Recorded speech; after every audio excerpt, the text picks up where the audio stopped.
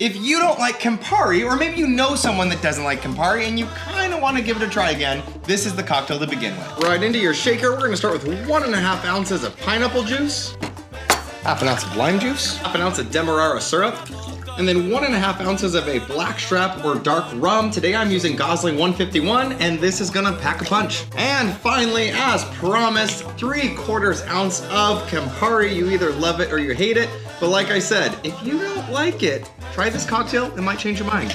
Add a small amount of ice, give this a shake until that ice is melted. And then pour this into your favorite tiki mug or cocktail glass. Fill this thing up to the brim with crushed or pebbled ice. And let's garnish this with a few pineapple fronds. Put your straw in there. This is the Jungle Bird. Cheers, friends. Oh.